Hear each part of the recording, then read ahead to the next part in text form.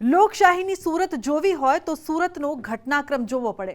પહેલા કુંભાણીનું ફોર્મ રદ થવું અને પછી અપક્ષ અને નાના પક્ષના ઉમેદવારોના ફોર્મ પાછા ખેંચાવા અને મુકેશ દલાલને બિનહરીફ જાહેર થવા સુધીનો રાજકીય હાઈ વોલ્ટેજ ડ્રામાનો હવે અંત આવ્યો છે અને સુરતના મતદારોને જાણે કે મતદાનના અધિકારથી વંચિત રહેવાનો વારો આવ્યો।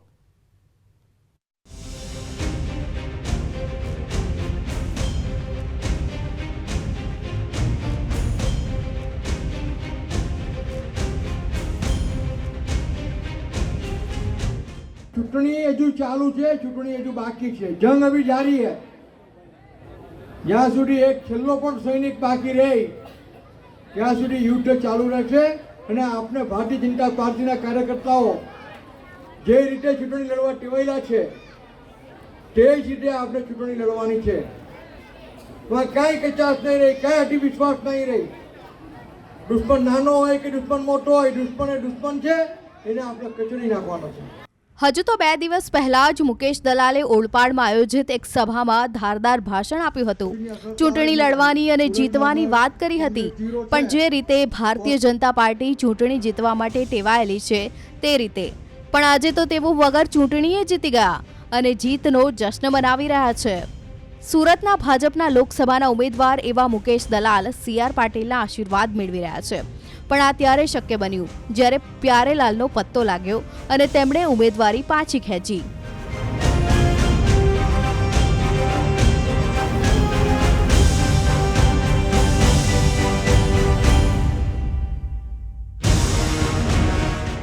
શનિવારથી સુરત રાજકીય ડ્રામાનું એપિસેન્ટર બન્યું હતું। પહેલા કોંગ્રેસના ઉમેદવાર નિલેશ કુંભાણીના ફોર્મમાં ભૂલ નીકળવી, ટેકેદારોની સહીઓમાં વિસંગતતાનો આરોપ અને ત્યારબાદ ટેકેદારોનું ગાયબ થવું અને નિલેશ કુંભાણીનું ફોર્મ રદ થવાની સાથે ભાજપનું કામ તો જાણે આસાન થઈ ગયું હતું। ત્યારબાદ તો બાકી રહેલા અપક્ષ અને નાના પક્ષના 8 ઉમેદવારોને મનાવવા તો જાણે આસાન જ હતા। શનિવારનું નિલેશ કુંભાણીનું ઓપરેશન પાર પાડતા જ રવિવાર રાત સુધીમાં તો બીજા 7 ઉમેદવારોનો ખેલ પાડી દેવામાં આવ્યો, પણ 8મો ઉમેદવાર પ્યારેલાલ તો ગજબનો કહેવાય। સોમવાર બપોર સુધીમાં તો પ્યારેલાલ પણ કયા ખૂણામાંથી બહાર આવ્યા તે જ વિપક્ષ તો ઠીક, પણ ખુદ બહુજન સમાજવાદી પાર્ટીના નેતાઓને પણ ખબર ન પડી અને ક્યારે પાછલા દરવાજેથી ઓફિસમાં આવી ગયા। પ્યારેલાલ ઓફિસમાં આવે તેની જ રાહ જોવાતી હતી। તેમના આગમન સાથે મુકેશ દલાલ બિનહરીફ વિજેતા ઉમેદવાર બની ગયા। અહીંયા અમે અમારા કાર્યકર્તા બી અંદર હાજર છે, અમે લોકો વોચમાં છીએ। એનું ફોર્મ પરત ખેંચી લેશો તો પાર્ટી અમારી એક્શન લેશે ને અગર જો ખેંચે તો અમારી પાર્ટી એના વિરુદ્ધમાં એક્શન લેશે। બીએસપીના કાર્યકર્તાઓ કલેક્ટર કચેરી શા માટે છે? અહીંયા ધ્યાન રાખવા માટે કદાચ આવે કોઈ લોકો એવી અફવા ફેલા કે ભાઈ એફિડેટ કરેલી છે, એવી અફવા કોઈ ફેલાવેલી એટલે અમે લોકો જોવા આવેલા હતા। બોલો, નેતાઓ વોચમાં હતા તો પણ પ્યારેલાલ ઓફિસમાં ફોર્મ પરત ખેંચી ગયા અને કોઈને ખ્યાલ ન આવ્યો અને મુકેશ દલાલને સત્તાવાર વિજેતા જાહેર કરવામાં આવ્યા। ગુજરાત રાજ્યના 24 સુરત લોકસભા સંસદીય મતદાર વિભાગમાંથી લોકસભા માટેની ચૂંટણી સંચાલનના નિયમો 1961ના નિયમ 11ના પેટા નિયમ 1 સાથે વાંચતા લોકપ્રતિનિધિત્વ અધિનિયમ 1951ની કલમ 53ની પેટા કલમ 2ની જોગવાઈઓના અનુસરણમાં હું જાહેર કરું છું કે ઉપરયુક્ત મતદાર વિભાગમાંથી તે ગૃહની બેઠકને ભરવા માટે ભારતીય જનતા પાર્ટી દ્વારા સમર્થન અપાયેલ શ્રી મુકેશ કુમાર ચંદ્રકાંત દલાલ 84 મહેરનગર સોસાયટી આલિશાન એન્કલેવની પાછળ અડાજન સુરત યોગ્ય રીતે ચૂંટાઈ આવ્યા છે। આ ઘટનાના સારા અને નરસા બંને પ્રત્યાઘાત પડ્યા છે। સ્ક્રિપ્ટ પ્રમાણે મતદારોથી ભાગનારી ભાજપાએ આજે પોતે બિનહરીફનો પોતાનો સિક્કો જમાવવાનો ખેલ કર્યો છે। આ સિક્કો માત્ર એટલા માટે નથી, પણ મતદાતાઓની સીધા મત લેવામાં ભાગી રહેલી ભાજપા અનેક જગ્યાએ તેમને મળી રહેલો જનતાનો મિજાજ અને જનતાના મિજાજથી ડરી ગયેલી ભાજપા જે રીતના કારનામાને હથકંડા અપનાવી રહી છે એ આખો દેશ જોઈ રહ્યું છે। એક તરફ ભાજપ જીતની ઉજવણી કરી રહી છે તો બીજી તરફ સુરતના મતદારો મતદાન કરવાના અધિકારથી જ વંચિત રહી ગયા હોવાની ચર્ચાઓએ જોર પકડ્યું છે અને બૌદ્ધિકો આને લોકશાહીની હાર ગણાવી રહ્યા છે। તેવા સમયમાં ભાજપ હાલ તો પ્રથમ જીતની ખુશી વ્યક્ત કરી રહ્યું છે। માધ્યમથી સૌ ગુજરાતના ભાઈ બહેનોને પણ મેસેજ આપવા માંગુ છું કે ઇલેક્શન પહેલાં જ જે રીતે કોંગ્રેસે ડ્રામા કર્યો, પહેલો આક્ષેપ કર્યો કે એમના જે ઉમેદવારના ટેકેદારો હતા એમનું અપહરણ થયું છે, ઉમેદવારે પોતે એ વાતનું ખંડન કર્યું, એમણે ખોટી રીતે પણ ખૂબ પ્રેશર લાવવાનો વહીવટી તંત્ર ઉપર પ્રયત્ન કર્યો, મીડિયા દ્વારા પણ એમણે ગેરસમજો ઊભી કરવાનો પ્રયત્ન કર્યો, પરંતુ આજે સચ સામે આવ્યું છે કે નરેન્દ્રભાઈ મોદી સાહેબનું જે લક્ષ્યાંક છે અબ કે બાર 400 પાર, તે દિશામાંનું પહેલું કદમ છે, ફર્સ્ટ સ્ટેપ છે. આ જે જાહેરાત છે તે સુનિશ્ચિત કરે છે કે 2024ની લોકસભામાં ભારતીય જનતા પાર્ટી NDA ખૂબ ઊંચી સોસાયટી અને 400+ મતથી જીતશે. સુરત વેપારનું તો કેન્દ્ર છે જ અને હાલ ગુજરાતના રાજકારણનું પણ કેન્દ્ર બન્યું છે. સુરતની લોકસભાની બેઠક બિનહરીફ થવી કદાચ ટ્રેલર હોઈ શકે, પિક્ચર કદાચ હવે પછીની ચૂંટણીઓમાં જોવા મળે તો નવાઈ નહીં, કારણ કે સુરતની ચૂંટણીમાં મતદારોને આકર્ષવાના બદલે ઉમેદવારોના ફોર્મ રદ થવાના અને ઉમેદવારી પત્રક પાછા ખેંચવાની ખેલમાં તો નુકસાન આખરે મતદારોને થયું છે. કારણ અધિકાર ગુમાવવાનો વારો આવ્યો હોય તો તે મતદારોને છે, જેઓ મતદાનના અધિકારથી વંચિત રહી ગયા.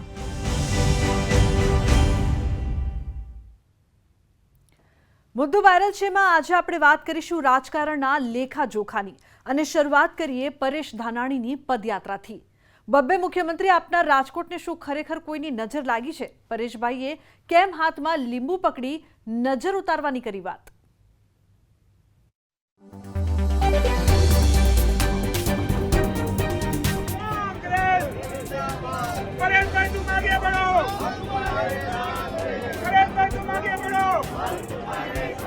कांग्रेस जिंदाबाद, कांग्रेस जिंदाबाद. परेश भाई तुम आगे बढ़ो, हम तुम्हारे साथ है. ઉમેદવારી પત્રકની ચકાસણી પૂરી થતા જ હવે પરેશ ધાનાણીએ રાજકોટમાં પ્રચારની શરૂઆત કરી છે અને તે પણ પદયાત્રાથી.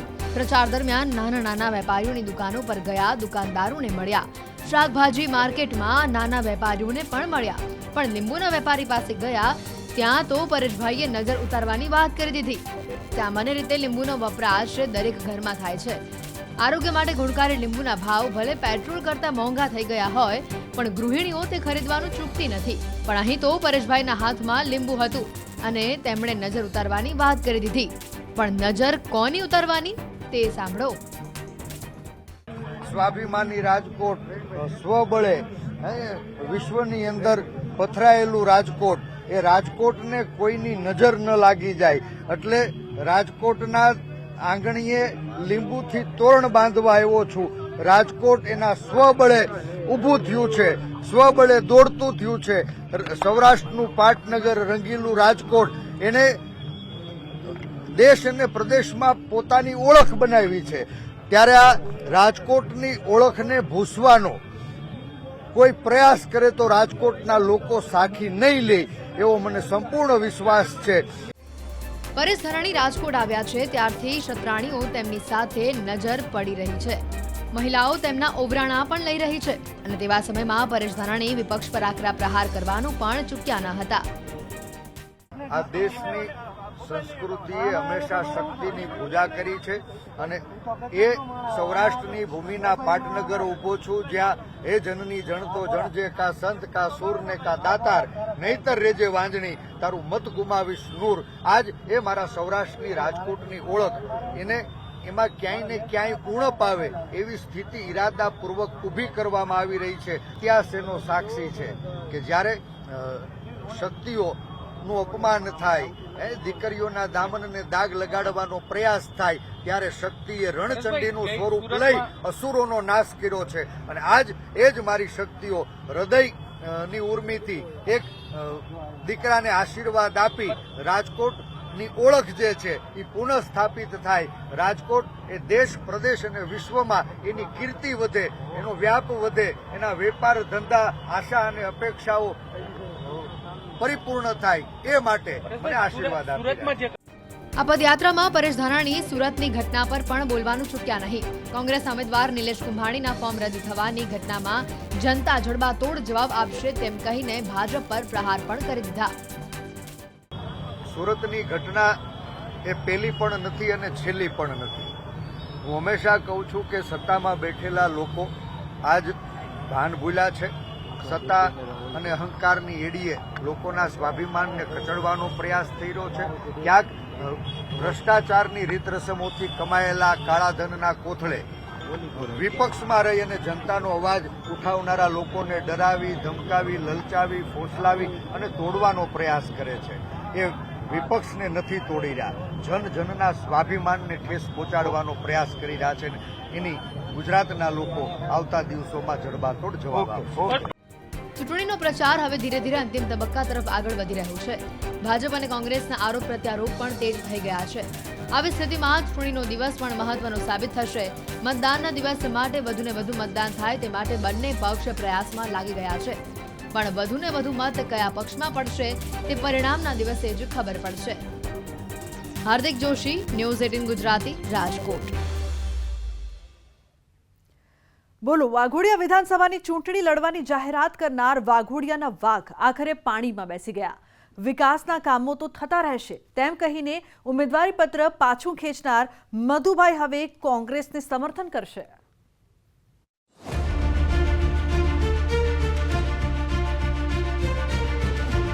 લાલ કોટી, કાળો શર્ટ અને માથે ટોપીમાં સજ્જ મધુ શ્રીવાસ્તવ હવે નહીં લડે ચૂંટણી. વાંચતે ગાજતે ઉમેદવારી ફોર્મ ભરનાર મધુ શ્રીવાસ્તવ શું બેસી ગયા પાણીમાં? વિકાસના કામોની વાત કરી ફોર્મ ભરી જીતવાની વાત કરતા મધુભાઈ આખરે એવું તો શું બન્યું કે ફોર્મ પાછું ખેંચવાની ફરજ પડી? ફોર્મ પાછું ખેંચતી વખતે શું કહી રહ્યા છે મધુભાઈ તે સાંભળો.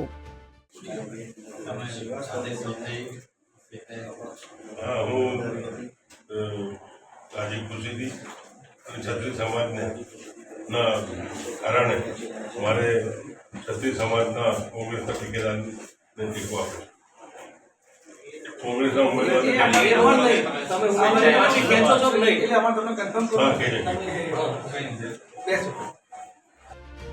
સાંભળ્યું ને મધુભાઈએ શું કહ્યું તે? મધુભાઈ ફોર્મ પરત ખેંચતા આ વાત કરી હતી અને કોઈ પણ દબાણને વશ થયા વગર જ ફોર્મ ખેંચવાની વાત કરી. પણ ટેકો તો કોંગ્રેસને જ આપશે. ક્ષત્રિય સમાજ માટે હું જ્યારે બી ચૂંટણી વાઘોડિયામાં લડ્યો છું, ક્ષત્રિય સમાજના આગેવાનોથી, આદિવાસીના આગેવાનોથી અને ઇતર કોમના લોકોના આગેવાનોથી હું ચૂંટણી જીતતો આવ્યો છું. 6 વખત જીત્યો છું. અને ક્ષત્રિય સમાજમાં આખા ગુજરાતના આખા હિન્દુસ્તાનમાં ચાલી રહ્યું છે. એટલે ક્ષત્રિય સમાજમાં છું. ક્ષત્રિય સમાજમાં અમારી કાસ્ટના સુભાષચંદ્ર બોઝ હતા, અમારી કાસ્ટના સ્વામી વિવેકાનંદ હતા. અમે ક્ષત્રિય સમાજમાં આવીએ છીએ એટલે અમે ક્ષત્રિય સમાજને સપોર્ટ કરીએ છીએ અને કોંગ્રેસને ખુલ્લેઆમ સપોર્ટ કરવાના.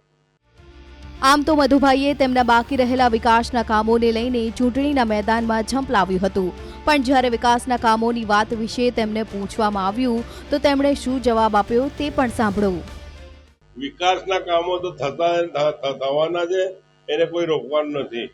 વિકાસના કામો પ્રજાના વેરા લઈએ, પ્રજાના ટેક્સ લઈએ, એના આધારે રોડ, પાણી, રસ્તા થાય છે, થશે, થતા રહેશે. જોયું ને, છેલ્લા 3 મહિનાથી મધુભાઈ જે ગર્જના કરતા હતા તેનું પરિણામ શું આવ્યું? જનતાનો વિશ્વાસ હતો. વાઘોડિયાની જનતા તેમની સાથે હતી. દરેક આગેવાનો ઈચ્છતા હતા મધુભાઈ મેદાનમાં આવે. પણ મધુભાઈ, એવું તો શું બન્યું કે તમારે મેદાન છોડવું પડ્યું? ગાજ્યા મેઘ વરસ્યા નહીંની જેમ તમે ગર્જના કરી પીછેહટ કરી તમારા મતદારોને નિરાશ કર્યા. લોકશાહીની સુરત જોવી હોય તો સુરતનો ઘટનાક્રમ જોવો પડે. પહેલા કુંભાણીનું ફોર્મ રદ થવું અને પછી અપક્ષ અને નાના પક્ષના ઉમેદવારોના ફોર્મ પાછા ખેંચાવા અને મુકેશ દલાલને બિનહરીફ જાહેર થવા સુધીનો રાજકીય હાઈ વોલ્ટેજ ડ્રામાનો હવે અંત આવ્યો છે અને સુરતના મતદારોને જાણે કે મતદાનના અધિકારથી વંચિત રહેવાનો વારો આવ્યો.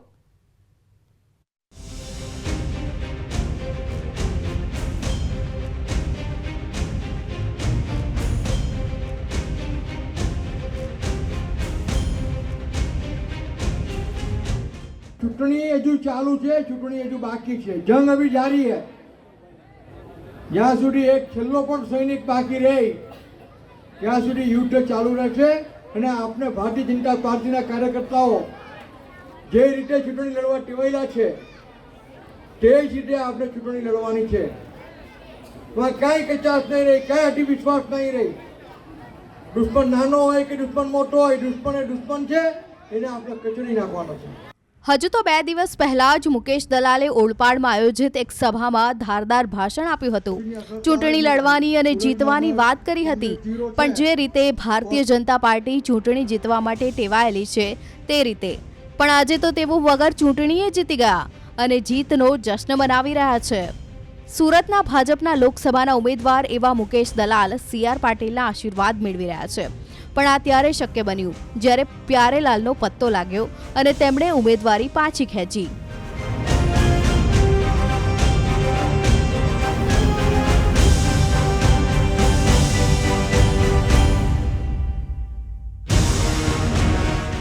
શનિવારથી સુરત રાજકીય ડ્રામાનું એપિસેન્ટર બન્યું હતું.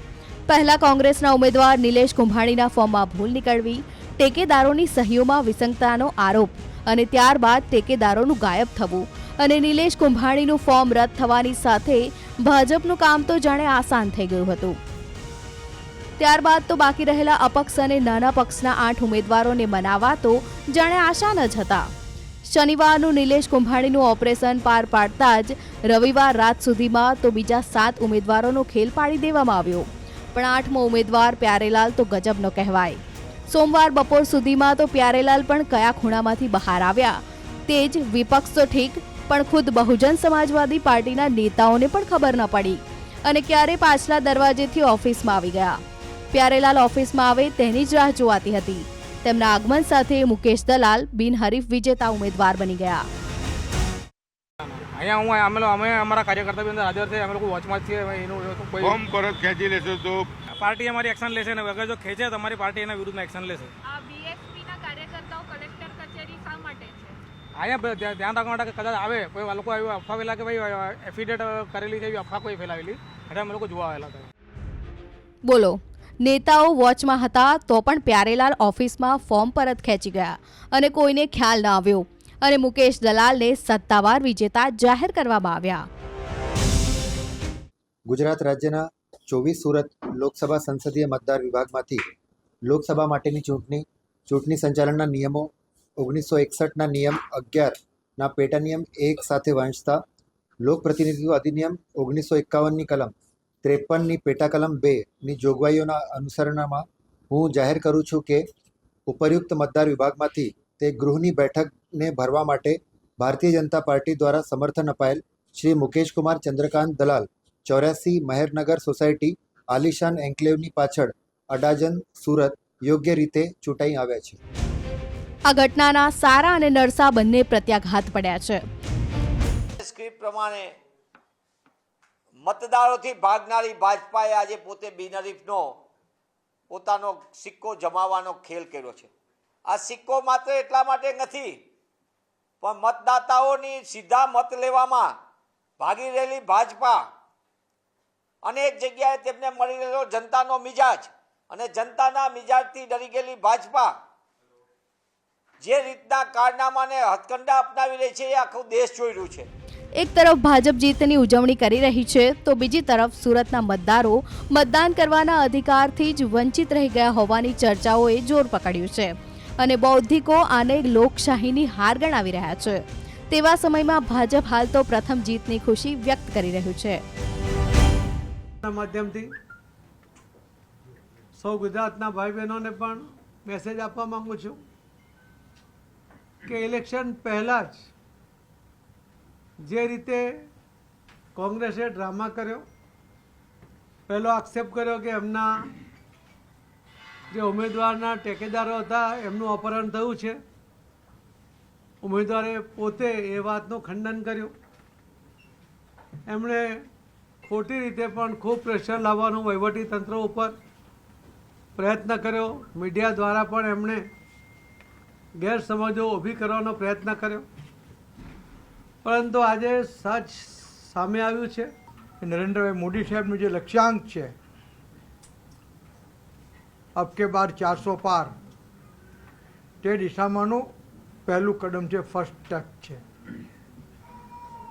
આ જે જાહેરાત છે તે સુનિશ્ચિત કરે છે કે 2024ની લોકસભામાં ભારતીય જનતા પાર્ટી NDA ખૂબ ઊંચી સોસાયટી અને 400+ મતથી જીતશે.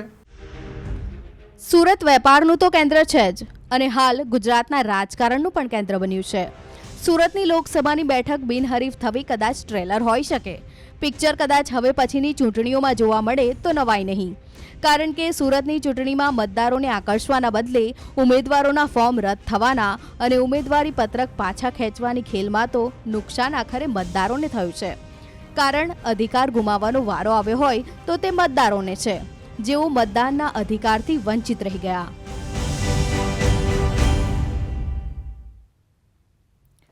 મુદ્દો વાયરલ છે માં આજે આપણે વાત કરીશું રાજકારણના લેખાજોખાની અને શરૂઆત કરીએ પરેશ ધાનાણીની પદયાત્રાથી. બબ્બે મુખ્યમંત્રી આપનાર રાજકોટને શું ખરેખર કોઈની નજર લાગી છે? પરેશભાઈએ કેમ હાથમાં લીંબુ પકડી નજર ઉતારવાની કરી વાત?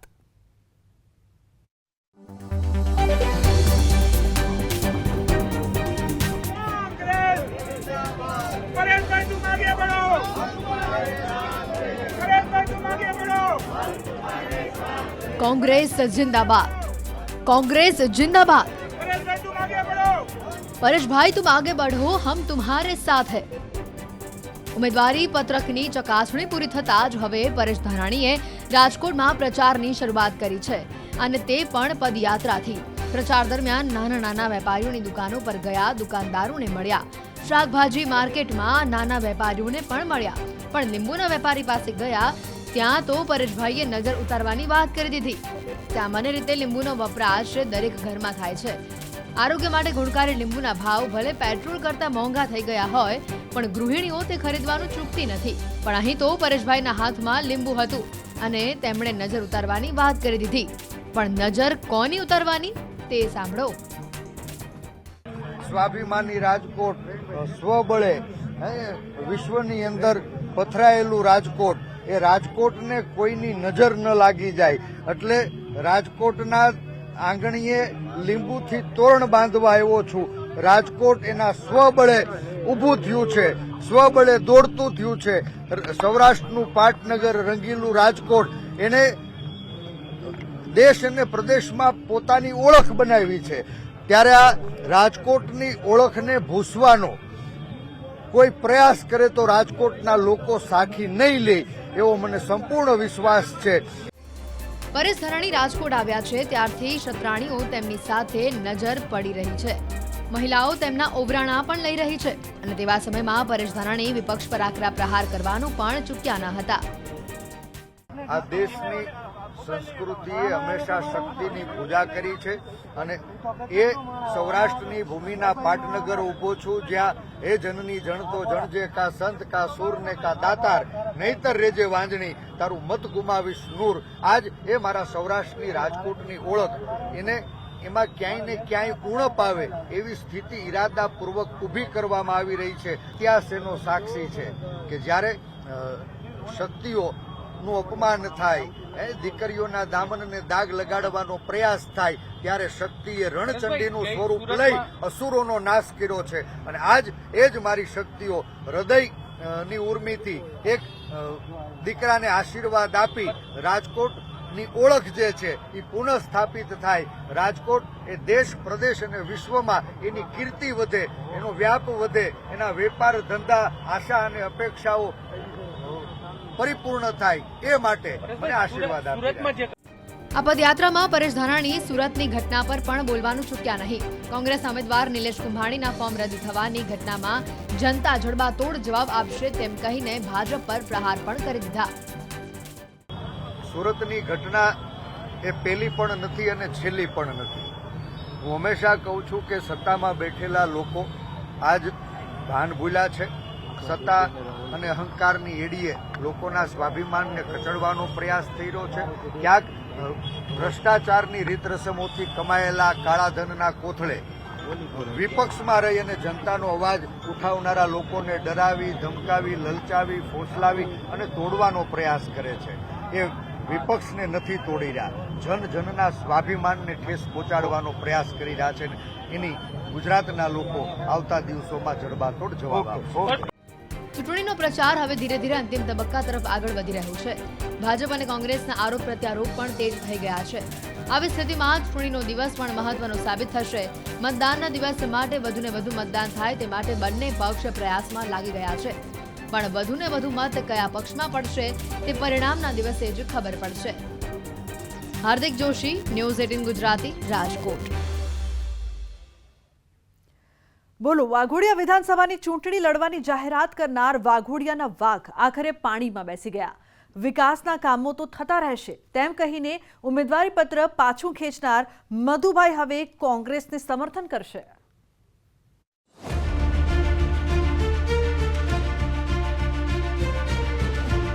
લાલ કોટી, કાળો શર્ટ અને માથે ટોપીમાં સજ્જ મધુ શ્રીવાસ્તવ હવે નહીં લડે ચૂંટણી. વાંચતે ગાજતે ઉમેદવારી ફોર્મ ભરનાર મધુ શ્રીવાસ્તવ શું બેસી ગયા પાણીમાં? વિકાસના કામોની વાત કરી ફોર્મ ભરી જીતવાની વાત કરતા મધુભાઈ આખરે એવું તો શું બન્યું કે ફોર્મ પાછું ખેંચવાની ફરજ પડી. ફોર્મ પાછું ખેંચતી વખતે શું કહી રહ્યા છે મધુભાઈ તે સાંભળો. હા, હું આજે ખુશીથી ક્ષત્રિય સમાજને ના કારણે મારે ક્ષત્રિય સમાજના કોંગ્રેસના ઠેકેદારને ટેકો આપ્યો. કોંગ્રેસના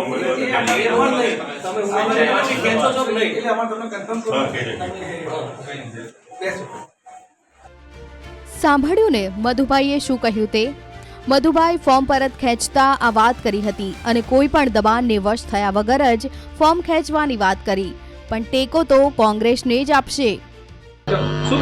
ક્ષત્રિય સમાજ માટે હું જ્યારે બી ચૂંટણી વાઘોડિયામાં લડ્યો છું, ક્ષત્રિય સમાજના આગેવાનોથી, આદિવાસીના આગેવાનોથી અને ઇતર કોમના લોકોના આગેવાનોથી હું ચૂંટણી જીતતો આવ્યો છું. 6 વખત જીત્યો છું અને ક્ષત્રિય સમાજનું આખા ગુજરાતના આખા હિન્દુસ્તાનમાં ચાલી રહ્યું છે.